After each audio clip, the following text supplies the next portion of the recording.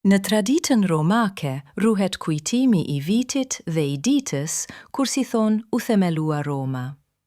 Sipas mendimit të Katonit, kjo ngjau në vitin e parë të Olimpiadës së 7 në festën e Palilit më 21 prill të vitit 751 të epokës së vjetër.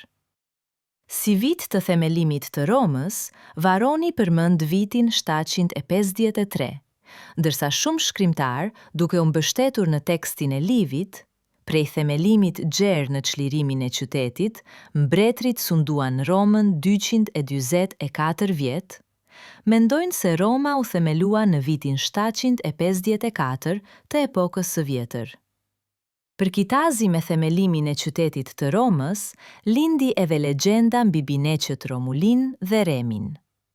Shteti Romak dhe e drejta romake ekzistuan dhe u zhvilluan plot 13 shekuj, prej shekullit të 8 të epokës së vjetër, gjerë në shekullin e 6 të epokës së re. Për atë kohë, shteti Romak, prej një shteti të vogël, një qytet I parëndësi, evoluoi dhe u bë perandoria më e fuqishme sklavopronare, ndërsa e drejta romake, prej rëndit juridik formalist dhe primitiv, që nuk dallon fare nga rëndet juridike të popujve të tjerë primitiv, u zhvillua dhe u bë sistem më I përsosur I të drejtës që mbështetet në pronën e thjesht private. Programi I mësimit të së drejtës romake, pas çështjeve hyrëse mbi burimet e historisë së shtetit romak dhe të drejtës romake dhe mbi mënyrën e shtjellimit të materjes, përpos fakteve themelore nga zhvillimi ekonomiko-shoqëror I Romës, përfshin kryesisht tërë materjen që juristët romak e quanin ius publicum dhe ius privatum.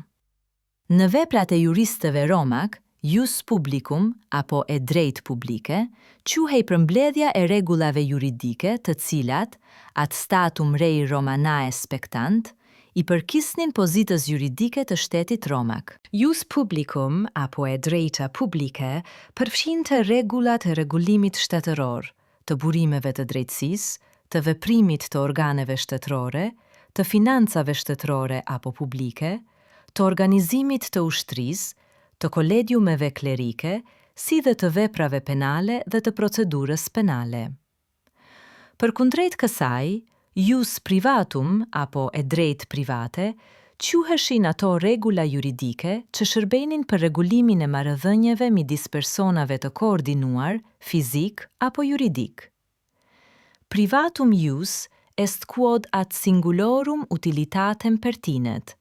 E drejt private është ajo që I përket dobisë së individëve. E drejta private e përcaktuar në këtë mënyrë, sipas shkencës së juristëve romak, ndahej në 3 pjesë. Omne autem ius quo utimur vel ad, personas pertëlnet, vel ad res, vel ad actiones. E tërë drejtësia që e përdorim ne, ka të bëj ose me persona, ose me sende, ose me padi. Ius quod ad personas pertinet përfshinte normat juridike me të cilat rregulloheshin të ashtu quajturat të drejta personale dhe marrëdhëniet personale midis banorëve të shtetit romak. Në këto norma bënin pjesë rregullat e zotësisë juridike dhe vepruese të qytetarëve, të zotësisë juridike dhe të veprimit të personave të lirë që nuk ishin qytetarë të shtetit romak, e autorizimeve të patronëve mbi sklevrit, e pushtetit të burrit ndaj gruas, e pushtetit të atit ndaj fëmijëve, e pushtetit të tutorit dhe kujdestarit ndaj personave pa zotësi veprimi. Ius quod ad res pertinet përfshinte rregullat e marrëdhënieve pronësore midis personave që dilnin si titular të autorizimeve pronësore. Rregullat e pronës, të posedimit, të drejtave reale mbi sendet e huaja, të detyrimve dhe të trashëgimit. Ius quod ad actiones pertinet përfshinte I rregullat juridike me të cilat rregullohej mbrojtja e të drejtave subjektive të karakterit personal dhe pronësor, si rregullat e ushtrimit të procedurës gjyqësore, të llojeve të padive, të kundërshtimeve të lejuara e tjera.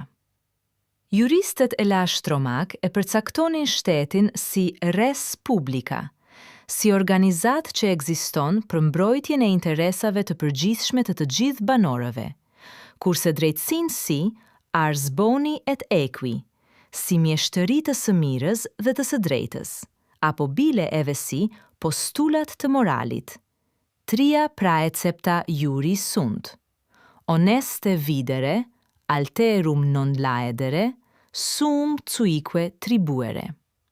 Drejtësia ka 3 urdhëra: të jetosh me nder, të mos dëmtohet tjetri, të jepet çdo gëzuari i tij të mos i bësh dëm tjetrit, secili të marr atë që i takon. Qëndrimi i tillë i juristëve romak nuk do të thotë se shteti romak dhe e drejta romake ishin edhe në jetë mbi klasat dhe se ekzistuan dhe vepruan ekskluzivisht në interes të bashkësisë së tërë romake. Gjatë shekujve, shteti romak e ndryshoi dhe e përshtati rëndin juridik, pikërisht me qëllim të mbrojtjes së interesave të klasës sunduese dhe grupacioneve sunduese. Të përshtaturit e rëndit juridik shpeshherë përkonte me pikpamjet morale të sunduesve. Megjithatë, me që morali dhe aspiratat e klasave të sunduara ishin në kundërshtim me moralin dhe aspiratat e sklavopronarëve sundues, shteti romak dhe normat juridike romake, të cilat nga aspekti sklavopronarëve përfaqësonin mjeshtrinë e të mirës dhe të së drejtës, në sytë e skleverëve dhe varfërisë, e aty këtu bile edhe në sytë e ndonjë sklavopronari, dukeshin si summa injuria apo instrumente të dhunës dhe padrejtësisë klasore. Arsyeja kryesore që e drejta romake konsiderohet si djep i drejtësisë janë kryesisht këto. E drejta romake me material konkret historik vë në dukje ligjshmëritë themelore të zhvillimit të shtetit dhe të drejtësisë. E drejta romake si lëndë që përpunon institucionet shtetërore dhe juridike të shtetit më të zhvilluar, sklavopronar, jep mësime të domosdoshme mbi tërë rëndin ekonomiko-shoqëror sklavopronar. E drejta romake që pjesërisht jetoi gjatë tërë feudalizmit dhe me të madhe që burim i të drejtës kanone, jep bazat e domosdoshme për ta kuptuar rëndin ekonomiko-shoqëror feudal. E drejta romake që në kohën e formimit të shoqërisë borgjeze u recipua dhe shërben si rënd juridik subsidiar në një varg shtetesh më të rëndësishme borgjeze, zëvend në thelbin e rëndit juridik të formacionit ekonomiko-shoqëror borgjez.